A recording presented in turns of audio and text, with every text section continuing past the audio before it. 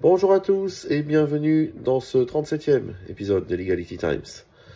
Alors il s'agit, après avoir exploré la profession d'agent immobilier et ses multiples facettes en Espagne, il s'agit cette fois-ci d'explorer tout simplement la profession qui est la mienne et la double casquette, on va dire, des avocats inscrits en France et en Espagne, qui est la profession d'avocat, donc, et son accès, l'accès des ressortissants communautaires à la profession d'avocat en Espagne et en France. Alors, ça me permet de saluer notre bâtonnier du barreau de Paris, Pierre Hoffman, qui est tout à fait, on va dire, tout à fait impliqué et tout à fait sensible à l'intégration d'avocats donc disposant d'un titre obtenu dans un État membre de l'Union européenne. Il est également sensible à l'intégration par des avocats au barreau de Paris de barreaux européens. On appelle ça l'avocat communautaire, c'est-à-dire celui qui est inscrit dans deux États ou plus, dans deux États membres de l'Union européenne avec au moins l'un des deux titres d'avocat, c'est-à-dire le titre d'avocat de l'un des deux États membres. Bon. Alors, il faut déjà distinguer deux choses. La reconnaissance des diplômes et la reconnaissance des titres. C'est pas du tout la même chose. Le ministère de l'Éducation en Espagne vous permet d'homologuer votre diplôme universitaire. Et je dis bien votre diplôme universitaire. Diplôme universitaire de master, diplôme universitaire de licenciatura pour ce qui est en Espagne, pour ce qui est du titre espagnol. Les deux, il y a vraiment plus trop d'équivalent puisque la licenciatura qui correspond au degree anglo-saxon correspondait autrefois à la maîtrise. Alors maintenant le nivellement LMD fait que le degree, on considère que le degree en France c'est le master 2, ce qui en termes d'années colle puisque la licence, ce qu'on appelle la licenciatura en derecho, qui n'a évidemment rien à voir avec la licence en droit qui est de 3 ans, c'est 5 ans. Donc j'allais dire homologuer son diplôme français en Espagne, c'est déjà le premier pas. C'est un examen qui s'appelle Prueba de Conjunto et qui porte sur 10 matières et qui est un examen de droit général qui se prépare entre 18 mois et 2 ans et qui vous permet donc d'homologuer votre diplôme de droit français en licenciatura en derecho. L'inverse est aussi possible, hein, mais il y a la licenciatura de derecho que vous homologuez en France est également possible. Ça, j'allais dire, c'est un premier pas quand vous voulez obtenir le titre espagnol de abogado.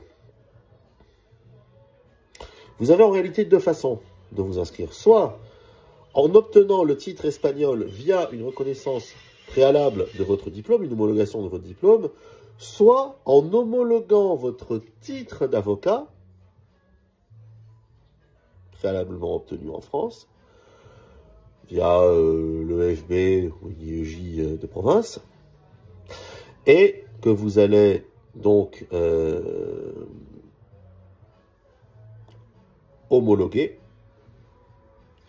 via l'obtention d'un master de acceso a la abogacía.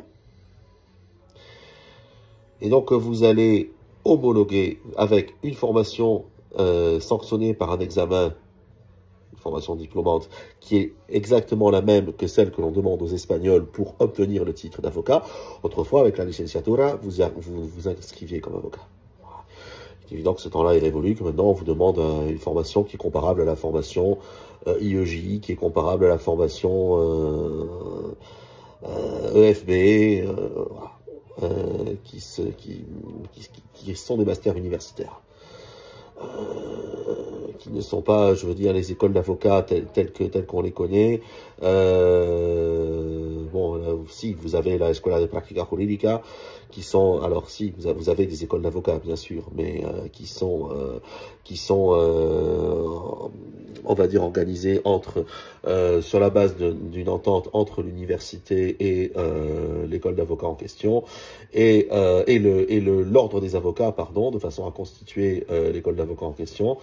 Il y a une petite dizaine d'escuelas de práctica jurídica en Espagne, mais vous avez également donc des masters de acceso à la abogacía qui sont dispensés par des universités classiques. Et l'impétrant a le choix entre une EPJ ou un master universitaire. Et à la suite de cela, il va voir son titre d'avocat homologué. Mais attention, si c'est une simple homologation de titre, il n'aura pas le titre de abogado. Il exercera en Espagne avec son titre d'avocat. Et vice-versa, l'avocat espagnol avec son titre d'abogado qui va faire une demande d'assimilation va exercer avec son titre espagnol. Après, il peut demander au bout de 3 ans d'exercice en France à obtenir le titre d'avocat à la cour. Bon, voilà. C'est la directive 98-5-CEE qui encadre ces règles-là. Et à la vérité, ce qui est intéressant pour le professionnel, on va dire, qui va exercer dans les deux pays, c'est d'avoir les deux titres. D'avoir d'un côté le titre d'avocat à la cour, et de l'autre côté le titre d'avocat. Parce que même, je veux dire, avec un nom étranger, en Espagne, comme c'est mon cas, vous avez le titre d'abogado, vous restez étranger. Mais vous n'êtes pas un avocat de seconde zone. Vous n'êtes pas un avocat qui a homologué son titre. Vous êtes un avocat communautaire, ça c'est certain, oui. Définition de l'avocat communautaire, c'est l'avocat qui est inscrit dans 2 États membres plus de l'Union européenne, mais vous êtes malgré tout un avocat national. Pas un avocat homologué, il y a toujours un côté petite porte. À tort ou à raison, hein, mais il y a toujours un côté petite porte. Donc le plus simple, le mieux, et j'allais dire le plus valorisant, c'est de passer ces 2 titres, d'exercer. Voilà, en France, vous êtes chez vous en France, vous êtes un avocat français en France, et abogado en Espagne, vous exercez sous votre titre d'abogado, et bon, même avec un nom étranger, même si le juge vous regarde en levant les yeux en disant, mais vous comprenez ce que je vous dis? Ça m'est arrivé, hein. Ouais. Bon, et ben malgré tout, vous avez votre titre d'avocat et vous n'avez de compte à rendre à personne. C'est un peu comme le binational, si vous voulez, qui se sentirait parfaitement, le binational franco-espagnol, qui se sentirait à la fois parfaitement chez lui en France et parfaitement chez lui en Espagne. Voilà, c'est pareil. Sentiment d'appartenance corporative, certes, ou national, un sentiment d'appartenance qui est extrêmement important et qui est pour nous un moyen de visibilité et un gage de confiance vis-à-vis du client. Donc, long parcours semé d'embûches, parcours difficile, hein, comme l'écrivait Blaise Pascal, vérité en deçà des Pyrénées, erreur au-delà. La loi n'est pas évidemment la même dans chaque pays, elle peut être même radicalement différente, avec des pièges et des faux amis et des écueils à éviter pour tout praticien du droit, où ce qui est vrai en France est radicalement faux en Espagne et vice-versa. Il y a plein de choses, hein. La disposition des témoins, le principe d'échange des mémoires,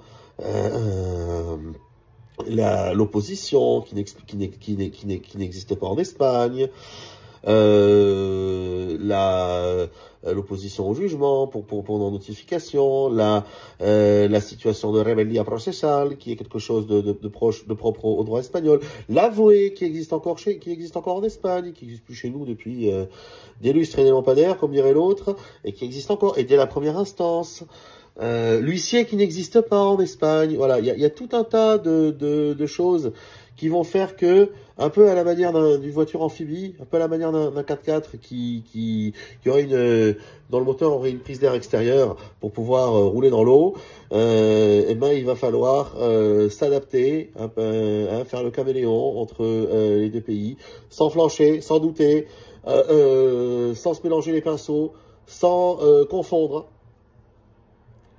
Et c'est pas facile.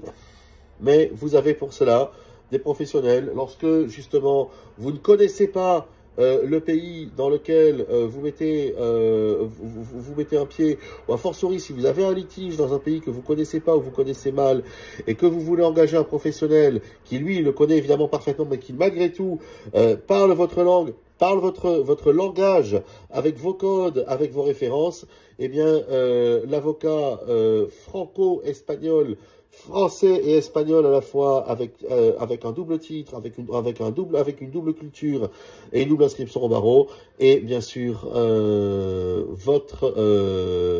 cet avocat-là est bien sûr votre allié indispensable. Je vous souhaite une bonne semaine ce faisant, et vous dis à bientôt, à la semaine prochaine pour passer au crible une nouveauté législative. On devait déjà le faire cette semaine, ça a été reporté, parce que j'attends les décrets d'application. Une nouveauté législative en France, et qui va faire trembler dans le bon ou dans le mauvais sens plus d'un Français expatrié en Espagne, et plus d'un Français expatrié en Espagne, disais-je. À tout bientôt.